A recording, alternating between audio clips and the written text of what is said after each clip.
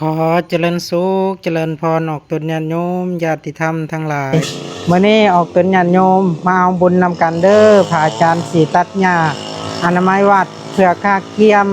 มื้อวันศีลเนาะเพื่อออกตนญาติโยมลงมาวัดก็จะเห็นวัดสะอาดเนาะก็จะมาตัดหญ้าอนามัยกับพ่อใหญ่สังกะรีเด้อออกตนญาติโยมท่านใดเลื่อนมาเห็นคลิปนี้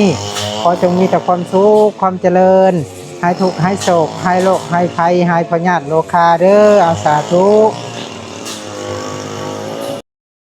อันนี้ก็ให้สังกะรีตัดอยู่แจ้นี่เนาะสังกะรีตัดมื้อนี้ก็เป็นมื้อ13ค่ำ3ค่ำ14ค่ำ15ค่ำก็ออกต้นญาติโยมก็ลงมาใส่บาตรอันนี้ก็เป็นวิววัดของพระอาจารย์เด้อออกต้นญาติโยมเด้อศาลาห้องธรรมใหญ่ช่วงนี้ก็หยุดการสร้างเนาะเพราะว่าเป็นช่วงฤดูฝนยามไหยามนาออกต้นญาติโยมเพิ่นก็จะเฮ็ดไร่เฮ็ดนาเด้อเมื่อตกแล้งก็สิได้ดำเนินการต่อเด้อออกต้นญาติโยม